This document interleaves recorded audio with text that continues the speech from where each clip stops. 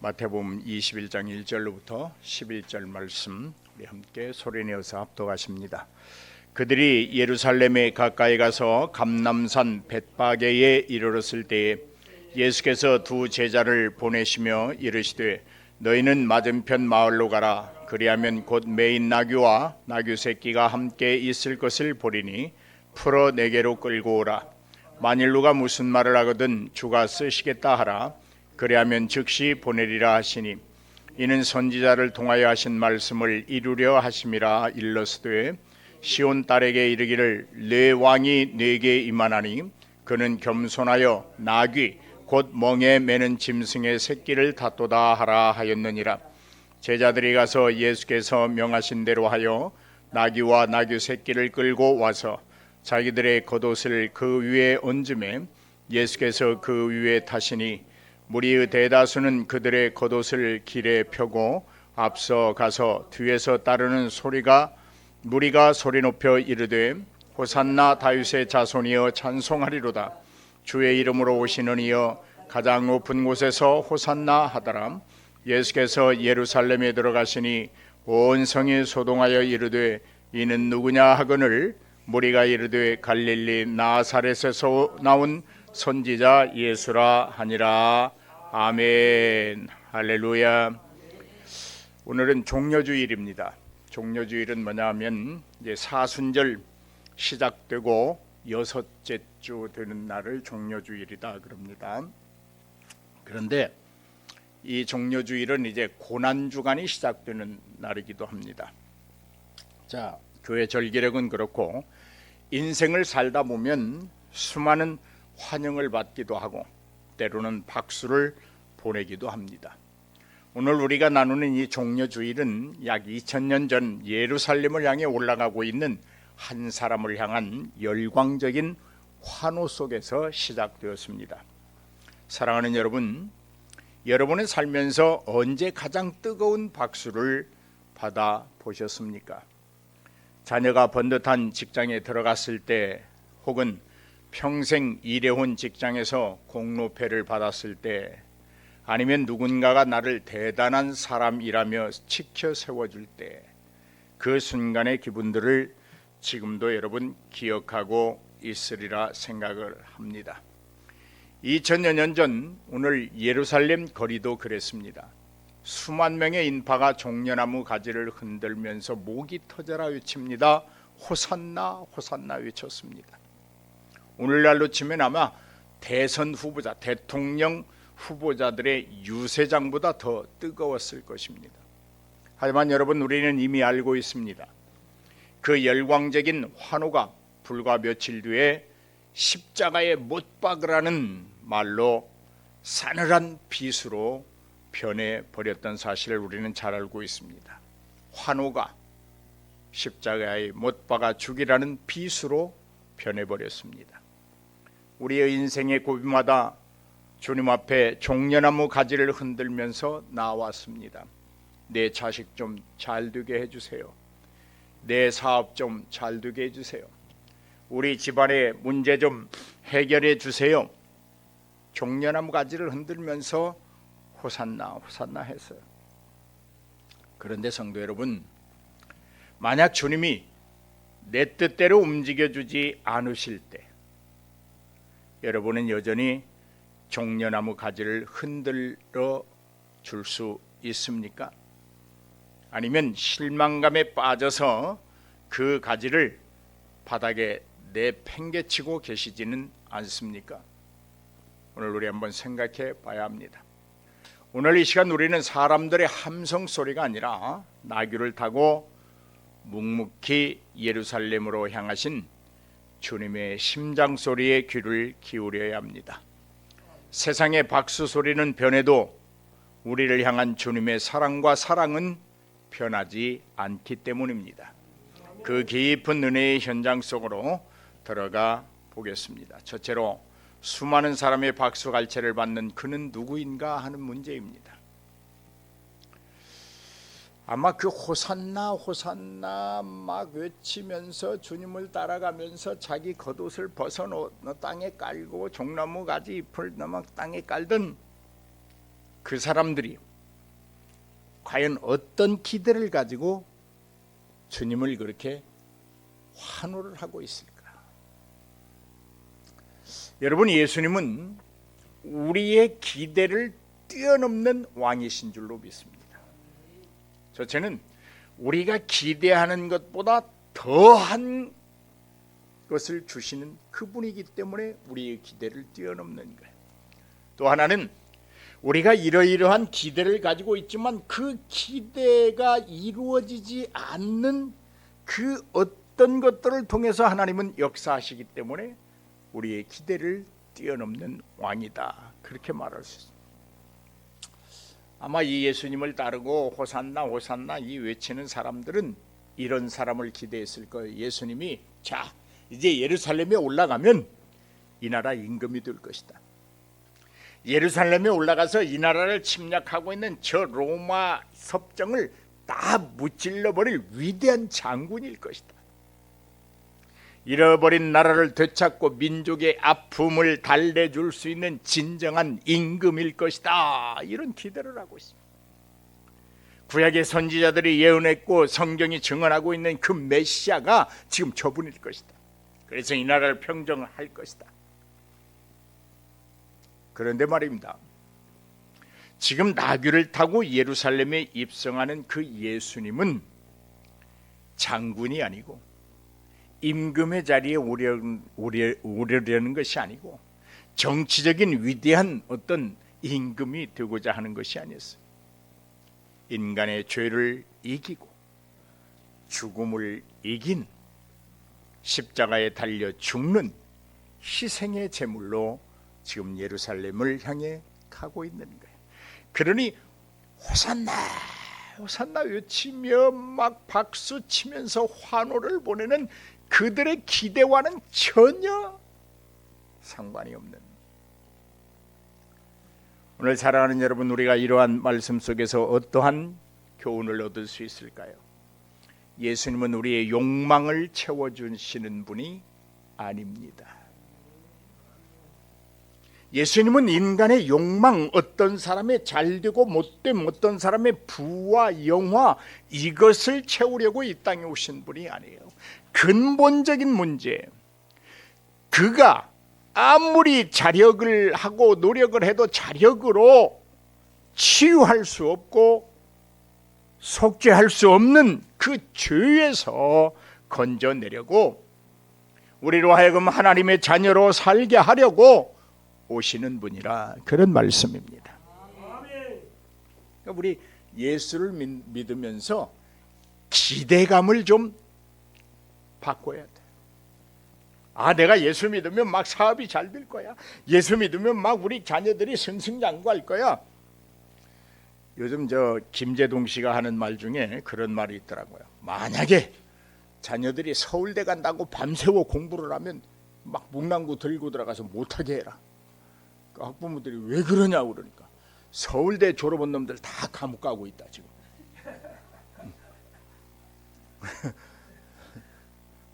응? 그런 뭐 정말 뼈아픈 소리를 하더라고. 여러분, 나귀 타고 오시는 예수님을 통해서 무엇을 얻고 싶고 무엇을 채우고 싶으십니까? 기억하십시오. 내가 원하는 대로 해주시는 하나님이 아니십니다. 하나님의 뜻대로, 하나님이 원하시는 대로 나를 이끄시는 분이 예수님이요, 그분이 진정한 우리의 왕이시다, 그런 말입니다. 할렐루야, 할렐루야. 자, 두 번째로 그 기대에서 벗어나는 그 왕인데, 지금 예루살렘에 올라가시는 이 예수님은 승리자로 올라가십니다. 승리인데 무엇으로 승리하느냐? 낮아짐으로 승리하시는 거예요. 하늘 보좌를 버리고 왔습니다. 낮아졌습니다. 좋은 말들도 많고 어미 나귀도 있는데 하필이면 나귀 새끼를 탔다. 낮아짐을 몸소 표현은, 여러분, 나귀 새끼는 이렇게 타면 사람 발이 땅에 닿는다고 그래요. 그러면 그 나귀가 새끼가 어리니까 그냥 발이 붕 떠 있으면 힘들 거 아니에요. 그러니까 사람 발이 이렇게 단다고 그래요. 낮아짐으로, 겸손함으로, 아멘. 공손함으로. 그 낮아짐과 겸손함과 공손함으로 지금 나귀 새끼를 타고 예루살렘을 저벅저벅 올라가시지만 사실은 최고의 자리에 올라가고 계시는 것이다. 아멘. 세상은 밟고 일어서야 승리한다고 말하는 것이 세상입니다. 그러나 우리 주님은 스스로 낮아짐으로 높아질 수 있다고 말씀하시는 분이에요. 낮아지고 겸손하고 공손할 때 진정한 승리자가 될 수 있다고 말씀하시는 분이 주님이십니다. 여러분, 우리 기독교가 가지는 이 승리의 원천은 힘에 있지 않습니다. 어떤 파워풀하기 때문에 이길 수 있는 거 아니에요. 남들보다 더 가졌기 때문에, 남들보다 더 많이 배웠기 때문에, 남들보다 영어를 유창히 잘하고 독일어를 잘하고 그래서 승리할 수 있는 거 아니에요. 기독교의 진정한 승리는 예수님이 오늘 보여주시는 이 더 높은 곳, 진정한 승리는 희생과 사랑인 것입니다. 그 다음에 이 예수님은 예루살렘에 오르시면서 우리에게 승리의 패러다임을 전환시켜주고 있습니다. 바꿔주고 있습니다. 말이 아닌 나귀를, 호스가 아닌 던키를 탔단 말이에요. 세상은 높은 곳에 오르기 위해 더 크고 강한 말을 타라고 가르칩니다. 하지만 예수님은 가장 초라한, 가장 연약한 나귀 새끼를 선택하십니다. 사랑하는 여러분, 기억하십시오. 세상에서 가장 약하고 나약하지만 주님이 쓰시면 할렐루야, 예수님과 함께 예루살렘에 올라가는 영광을 누릴 수 있게 되는 거예요. 주님이 쓰셔야 되는 거예요. 내가 아무리 노력해야지요. 그러나 내 아무리 나의 자력적인 노력이 월충하다 할지라도 주님이 쓰시지 않으면 안 되는 거예요. 참다운 성도라면 사회적 주의나 소유로 자신을 증명해야 한다는 압박에서 벗어나야 합니다. 사회적 주의가 중요한 거 아니에요. 내가 가진 것이 무엇이냐, 얼마이냐, 그것이 중요한 것 아니에요. 주님이 오늘 나를 쓰시고 계시느냐, 주님이 오늘 나를 기억해 주고 계시느냐, 주님이 오늘 나를 바라봐 보고 계시느냐, 주님이 오늘 나와 함께 하시느냐, 그것이 승리의 원인이요 힘입니다. 예수님이 보여준 승리는 지배하는 힘이 아니라 섬기는 힘입니다. 다스리는 힘이 아니라 섬기고 봉사하고 헌신하는 섬김의 사랑에서 예수님은 승리하시는 것입니다. 사랑하는 여러분, 그렇다면 우리가 탄 나귀는 무엇입니까? 여러분이 지금 타고 있는 나귀는 무엇을 타고 있어요? 힘을 과시하려고 타고 있습니까? 아니요. 내 힘, 내 지식, 내 능력, 내 지혜, 내가 가진 것, 내가 자랑할 만한 것, 내가 남들보다 더 내어놓을 만한 것에서 내려올 때 비로소 하나님이 나를 통치하게 되는 거예요. 사랑하는 여러분, 가장 낮은 곳이 가장 높은 곳이 되는 원리를 깨달아야 합니다. 종려주일의 입성은 화려해 보이지만 사실 그 길은 골고다 십자가 가장 낮은 곳을 향해 가는 행진이었습니다. 성경은 그 낮은 곳이 결국 하나님이 그를 지극히 높여서 모든 이름 위에 뛰어난 이름을 주시는 통로가 되었다고 말씀하고 있습니다. 빌립보서 2장 5절로 9절 말씀. 너희 안에 이 마음을 품으라. 곧 그리스도 예수의 마음이니 그는 근본 하나님의 본체시나 하나님과 동등됨을 취할 것으로 여기지 아니하시고 오히려 자기를 비워 종의 형체를 가지사 사람들과 같이 되셨고 사람의 모양으로 나타나사 저기를 낮추시고 죽기까지 복종하셨으니 그 십자가에 죽으심이라. 이러므로 하나님이 그를 지극히 높여 모든 이름 위에 뛰어난 이름을 주었다. 할렐루야. 낮추시고 죽기까지 복종했더니 높여주셨어요. 할렐루야. 십자가에서 죽었더니 하나님이 가지신 모든 영광을 그에게 주셨어요. 아멘. 그의 이름이 모든 이름 위에 뛰어난 이름이 되었습니다.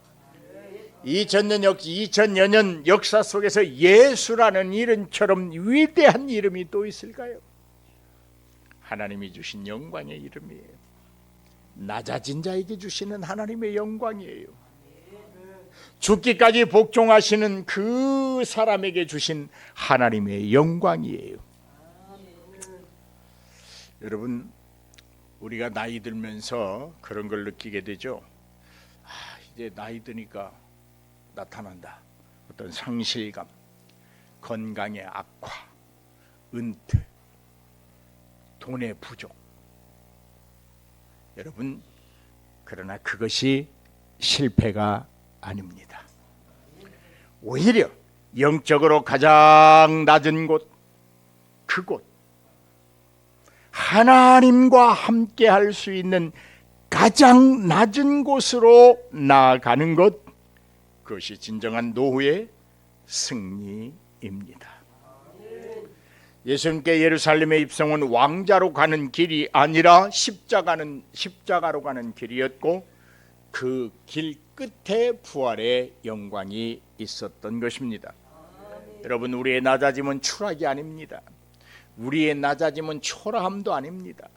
우리의 낮아짐은 누구보다 약하기 때문에 없어서 낮아지는 것 아닙니다. 하나님이 내 이름을 높여주시는 그 순간을 위하여 낮아지는 것입니다. 엘리베이터는 내려와야 올라가는 거예요. 상승을 위한 준비 단계가 낮아지는 거예요. 자, 그 다음에 우리는 이 종려주일에 이 사람들의 그 호산나 호산나 외치는 그 환호 뒤에, 함성 뒤에 너머에 있는 영적인 안목을 찾아봐야 합니다. 당시 군중들은 자신들의 문제를 즉각 해결해 줄 정치적 왕을 기대하며 호산나를 외쳤습니다. 하지만 예수는 그들의 기대를 저버리고 묵묵히 자신의 길을 가셨습니다. 여러분, 내 뜻대로 되지 않는 기도의 응답이나 삶의 고난 뒤에 숨겨진 하나님의 더 큰 승리를 신뢰할 수 있는 법을 배워야 합니다. 가버나움으로 가는 뱃길에서 만났던 풍랑의 위에 위세 뒤편에서 제자들에게 다가오시며 에미나에미 나니 두려워 말라 하신 주님을 우리는 보아야 하는 것입니다. 이런 능력이 여러분 모두에게 있기를 주의 이름으로 축원합니다. 인간의 눈 자체의 시야는 좁고 근거리에 하나지만 영적인 눈은 시야를 넓게 합니다. 먼 거리를 바라보게 합니다. 눈앞에 있는 것 가지고 조급해하지 마세요. 하나님은 오늘을 사시는 분이 아니라 영원히 사시는 분이에요. 하나님의 역사는 오늘 급급하게 긴박하게 이루어지는 것도 있습니다만은 영원토록 마르지 않는 샘물처럼 이루어지는 것인 줄로 믿습니다.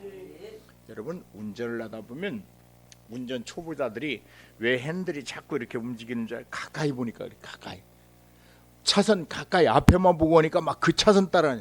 그러나 고수들은 멀리 봅니다. 멀리 보고 핸들을 탁 끄면 차가 안정적으로 가요. 그래서 차 딱 타보면 이 사람이 앞만 보는구나, 멀리 보는구나 알 수 있어요. 우리 신앙생활도 마찬가지예요. 가까이에 매여 있으면 멀리 보지를 못해요. 사람들의 인정하는 함성에 휘둘리지 않고 하나님이 원하시는 왕의 길을 걷는 단단한 신앙의 성숙을 도모해야 될 줄로 믿습니다. 세상의 박수 소리가 잦아들 때 비로소 들리는 하나님의 음성이 있습니다. 진짜 승리자는 군중의 환호가 아니라 하나님의 뜻에 머무는 사람입니다. 또 우리가 이 2006년 종려주의를 통해서 교훈을 얻어야 되는 건 자발적인 순종의 길이었다. 예수님은 예루살렘에 들어가면 죽는다는 것 알고 계셨습니다. 그러나 자기 발로 걸어가셨습니다. 나 예루살렘에 안 갈련다 몸부림치고 버티다가 끌려가지 않으셨어요. 나는 간다. 죽으러 간다. 인류를 사랑하시기 때문에 기꺼이 지시는 자발적인 십자가의 순종이었다, 그런 말입니다. 지금 우리의 신앙은 어떻습니까? 억지로 끌려가고 있습니까? 아니면 자발적으로 자원하여 참여하고 있습니까? 신앙의 성숙도는 얼마나 내가 기쁘게 순종하느냐에 달려 있습니다. 내가 얼마나 기쁘게 순종하는가가 내 믿음의 척도예요. 여러분이 살아온 인생을 전후반으로 나누어 생각해 보셨습니까? 몇 년을 살았던 괜찮습니다. 전반기, 후반기로 나누어 보면 어떻습니까? 특별히 50을 넘긴 지금 말입니다. 대부분의 사람이 전반기에는 남들보다 앞서기 위해 말등에 올라탔습니다. 아마 30대, 40대는 거침없이 달리는 말의 시간이었을 것이고, 그 말은 힘도 있고 속도가 낮고 나름대로 권위를 상징하기도 했습니다. 남들보다 더 높이 앉아야 승리하는 것 같았고, 더 빨리 달려야 낙오되지 않는 것, 그렇게 믿어졌습니다. 그때 성공의 기준은 남보다 높은 연봉, 번듯한 직함, 남들에게 과시할 수 있는 성취, 그런 것들이었어요. 삶의 태도는 어땠습니까? 앞만 보고 달리는 경주마처럼 옆을 돌아볼 여유가 없었습니다. 스스로 쓰러지지 않기 위해 채찍질하며 버텨온 시간들이었습니다. 그런데 후반전의 인생은 어떻게 살아야 할까요? 이에 달리던 말에서 내려 평화의 나귀로 갈아탈 시간입니다. 50대와 60대에 접어들면 깨닫게 됩니다. 말 위에서 내려다보는 세상은 아찔하고 불안할 뿐 진정한 평안을 주지 못한다는 것은 알게 됩니다. 이때 필요한 것이 바로 나귀의 마음입니다. 예수님은 예루살렘에 입성하실 때 크고 위험 있는 말이 아니라 작고 볼품없는 나귀를 택하셨습니다. 아까도 말씀드렸어요. 나귀는 다리가 짧아 타는 사람이 발이 땅에 닿을 듯한데요. 그러니 새끼를 탔으니 오직 하겠어요? 여러분, 인생을 가장 아름답게 마무리하려고 한다고 하면 낮아짐의 연습을 많이 해야 돼요. 나이 들수록 겸손해야 사람이 끄지, 제잘났다고 고개 들면 다 떠나갑니다.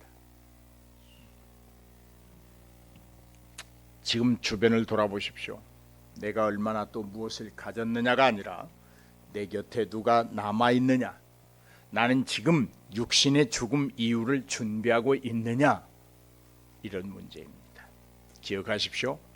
나를 과시하기보다는 타인의 짐을 대신 져주는 여유가 있어야 합니다. 이것이 그로 하여금 빛나게 합니다. 내가 작아질 때 비로소 주님이 보이고, 내가 작아질 때 가족이 보이고, 내가 작아질 때 옆 사람이 보입니다. 내가 작아질 때 이웃의 아픔이 보입니다. 오늘 사랑하는 여러분, 가장 낮은 곳에서 만나는 가장 높은 영광을 누릴 수 있기를 주의 이름으로 축복합니다. 세상은 말에서 떨어지면 추락이라고 말하지만, 신앙 안에서는 말에서 내려와서 나귀를 타면 성숙한 신앙인이라고 말할 수 있는 것입니다.